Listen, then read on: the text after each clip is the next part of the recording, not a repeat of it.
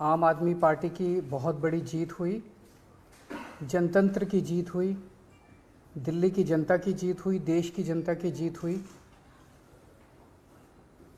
जो गलत तरीके से एलजी साहब और बीजेपी वाले हारने के बावजूद भी जोर ज़बरदस्ती करके असंवैधानिक तरीके से, गैरकानूनी तरीके से बीजेपी का मेयर बनाने की कोशिश कर रहे थे, उस षड्यंत्र को एक तरह से नाकाम कर दिया सुप्रीम कोर्ट ने। अभी थोड़ी देर पहले मैंने एलजी साहब के पास प्रस्ताव भेजा है कि 22 फरवरी को मेयर के चुनाव कराए जाएं। मैं उम्मीद करता हूं कि अब जल्द ही चुनाव होंगे और जल्द ही दिल्ली को उनकी मर्ज़ी का, जो उन्होंने वोट डाले थे, जो मैंडेट दिया था, उसके हिसाब से मेयर मिलेगा। लेकिन आज जो मैं आपके सामने रखने जा रहा हूँ मुद्दा, वो सुन के आप लोग चौंक जाएंगे। कल सुप्रीम कोर्ट के अंदर जो केस हुआ,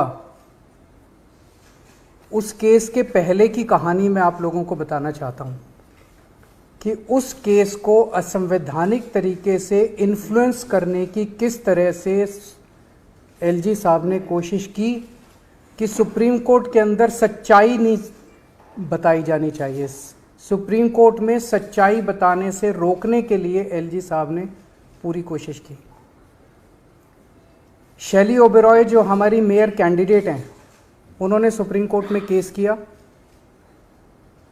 उस केस में उन्होंने दिल्ली सरकार और एलजी दोनों को अलग अलग पार्टी बनाया, क्योंकि दोनों के व्यूज़ अलग अलग थे। एलजी साहब ने कुछ कदम उठाए थे जो दिल्ली सरकार के मुताबिक असंवैधानिक थे, गैरकानूनी थे। तो शैली ओबेरॉय ने दिल्ली सरकार को, एलजी को अलग अलग पार्टी बनाया। दिल्ली सरकार ने यूडी सेक्रेटरी को आदेश दिए कि इस केस में गौतम नारायण को दिल्ली सरकार की तरफ से वकील नियुक्त किया जाए। दिल्ली सरकार की अपनी मर्जी है कि वो किसी को भी वकील बना सकती है। एलजी साहब ने 9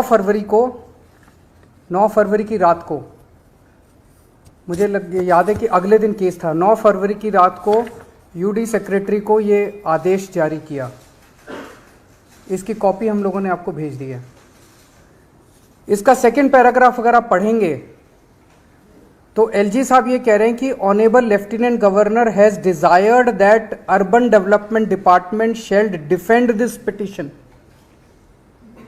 उन्होंने कहा, एलजी साहब ने, कि पहली चीज, आप मेरा वकील ही दिल्ली सरकार का वकील भी लगाइए। श्री तुषार मेहता एलजी साहब के वकील थे। दिल्ली सरकार के अफसर को आदेश दिया गया कि तुषार मेहता को ही दिल्ली सरकार का वकील भी लगाइए। तेरा वकील तो तेरा वकील भी मेरा वकील और मेरा वकील भी मेरा वकील। मतलब ये तो दुनिया के इतिहास में पहली बार हो रहा होगा कि दो अपोजिंग पार्टियां, दोनों अपोजिंग पार्टी का वकील एक ही होगा। तेरा वकील भी मेरा वकील और मेरा वकील भी मेरा वकील। तुषार मेहता दिल्ली सरकार का वकील और तुषार मेहता जो है वो एलजी का भी वकील। फिर इसमें लिखा है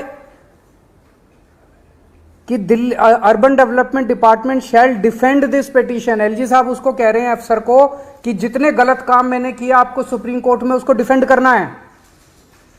आपको सच्चाई नहीं बतानी, आपको के सुप्रीम कोर्ट के अंदर मेरे सारे गलत कामों को डिफेंड करना है।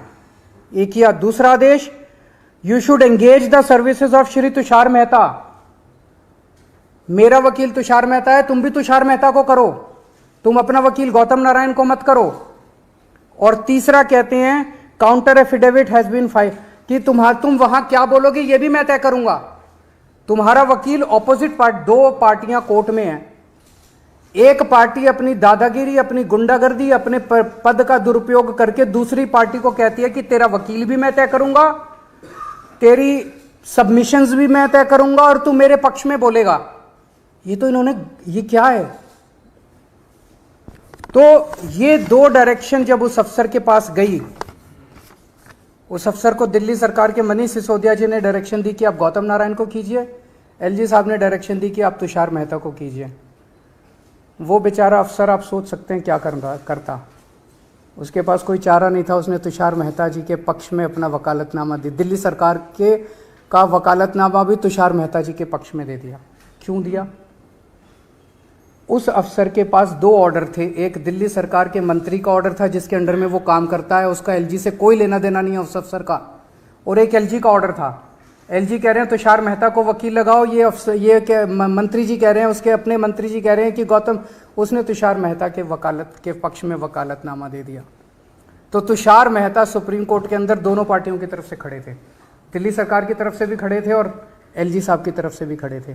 जाहिर तौर पे अफसर के यहाँ पे बंदूक रख के उसको धमकी दे के तेरे को सस्पेंड कर देंगे, तेरे को ट्रांसफ़र कर देंगे, तेरा करियर बर्बाद कर देंगे, उससे ज़बरदस्ती करके और वो वकालतनामा दिलवाया गया। एलजी ने ऐसा क्यों किया? एलजी ने ऐसा इसलिए किया, एलजी साहब जानते थे कि उन्होंने जितने काम किए हैं वो गैर कानूनी है, असंवैधानिक है। अगर सुप्रीम कोर्ट के अंदर उनकी पोल खुल गई तो एलजी मुंह दिखाने के लायक नहीं बचेंगे। इसीलिए उन्हें गुंडागर्दी करके, अपना पद का दुरुपयोग करके उन्होंने दोनों पक्षों का वकील एक करवाया, दोनों पक्षों का काउंटर एफिडेविट एक करवाया। तो इससे साफ साफ जाहिर है कि सुप्रीम कोर्ट में सच को छुपाने के लिए एलजी साहब ने यह सारा षड्यंत्र रचा। जैसे हम फिल्मों में देखते हैं कि जो क्रिटिकल गवाह है उसको कोर्ट में पेश होने से रोकने के लिए कभी उसको किडनैप कर लिया जाता है, कभी उसके परिवार वालों को किडनैप कर लिया जाता है, कभी उसको हत्या कर दी जाती है जो क्रिटिकल विटनेस होता है। ये बहुत बड़ा गुनाह है, ये क्राइम है। एलजी साहब ने जो किया वो वही काम किया कि एक पार्टी के सच्चाई को सुप्रीम कोर्ट के सामने रखने से रोकने के लिए उन्होंने अपना ये सारा षड्यंत्र रचा। ये मैंने कई वकीलों से सुबह से बात की है। This amounts to LG's action amounts to interference in the administration of justice. It is criminal contempt of court. LG of lieutenant governor of Delhi has committed criminal contempt of court. मैंने आज एलजी साहब को ये चिट्ठी भी लिखी है, आप लोगों को उस चिट्ठी की कॉपी भी दे दी है, और मेरी एलजी साहब से अपील है कि इस तरह से गुंडागर्दी करके दिल्ली को चलाने की कोशिश मत कीजिए। दिल्ली के कामों में, चुनी हुई सरकार के काम में इस तरह से गुंडागर्दी करके दखलंदाजी मत कीजिए। वो एक बहुत बड़े संवैधानिक पद पे बैठे हैं, उनकी जिम्मेदारी है न्याय होना चाहिए। सुप्रीम कोर्ट के अंदर केस चल रहा है तो उनकी जिम्मेदारी है एक फादर फिगर की तरह कि सारी पार्टियों का पक्ष सच्चाई के साथ रखा जाए, फिर जो भी कोर्ट निर्णय ले। लेकिन उन्होंने उसको करने से रोका। ये तो अच्छा हुआ, जो मुद्दे थे दिल्ली सरकार से सुप्रीम कोर्ट को कुछ पूछने की जरूरत नहीं पड़ी। सुप्रीम कोर्ट को 5 मिनट के अंदर मुद्दा समझ में आ गया। अगर सुप्रीम कोर्ट बाई चांस कल ये पूछता कि दिल्ली सरकार का वकील कौन है, दिल्ली सरकार हमें ये बताए, तो 2 लोग खड़े होते। एक तुषार मेहता खड़ा होता जिसके पास अफसर का वकालतनामा था, और एक गौतम नारायण खड़ा होता जिसके पास मनीष सिसोदिया का वकालतनामा था। ये क्या है? एलजी साहब कर क्या रहे हैं? अगर आपके कोई प्रश्न है तो आप। तो इस कोर्ट में आपकी तरफ से वकील, आम आदमी पार्टी की तरफ से वकील थे? वो था शैली ओबरॉय। शैली ओबरॉय ने 2 लोगों को पार्टी बनाया, एक दिल्ली सरकार को और एक एलजी को। उन्हीं मुद्दों पे एलजी के अलग वो थे, दिल्ली सरकार के अलग थे, तो 2 अलग वकील होने चाहिए थे। तो मान लीजिए कोर्ट एक मुद्दे पे पूछता, दिल्ली सरकार आपको क्या कहना है, एलजी साहब आपको क्या कहना है। कोर्ट को पूछने की जरूरत नहीं पड़ी। कल आपने देखा कि 5 मिनट के अंदर जज साहब को पूरा मुद्दा समझ आ गया, उसके बाद उन्होंने ऑर्डर कर दिया।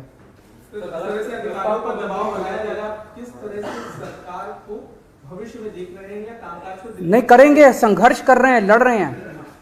अंत में सच्चाई की जीत होगी, अंत में जनतंत्र की जीत होगी, संविधान की जीत होगी। संविधान को कुचल रहे हैं एलजी साहब, एक बार नहीं कई मौकों पे कह चुके हैं, मैं संविधान को नहीं मानता, मैं सुप्रीम कोर्ट के आदेशों को नहीं मानता।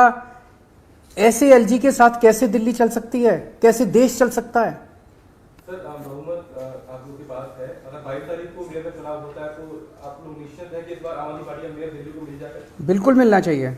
जब हमारे पास नंबर्स हैं, आप सब लोग जानते हैं कि हमारे पास नंबर्स हैं, और नंबर्स भी 1-2 नहीं, लगभग 30-40 से भी ज़्यादा हमारी मेजॉरिटी है, उनसे ज़्यादा है। मैंने उनसे यही कहा है कि आपके जैसे, आप संवैधानिक पद पे बैठे हैं, इस तरह की हरकतें करना आपको शोभा नहीं देता है। सर, कल एक्साइज मैटर के ऊपर सीबीआई की दोबारा से इंटरोगेशन है मनीष की, क्या लगता है कि अब क्या इंटेंट लगता है? पहली चीज तो शराब घोटाला नाम की कोई चीज नहीं है, कोई घोटाला नहीं हुआ। सबसे अच्छी पॉलिसी देश में सबसे पारदर्शी पॉलिसी हम लोगों ने बनाई। यही पॉलिसी जब पंजाब में लागू की गई तो पंजाब में 48% रेवेन्यू बढ़ा, सेम टू सेम पॉलिसी। तो दिल्ली के अंदर इन लोगों ने जानबूझ के पॉलिटिकल वेंडेटा के तौर पे, राजनीतिक षड्यंत्र के तौर पे इन्होंने ये सारा केस रचा है। मनीष जी कल जाएंगे, हम पूरा कोऑपरेट करेंगे और अंत में सच की जीत होगी। Thank you. ये तो वही बताएंगे, मैं कैसे बता सकता हूँ।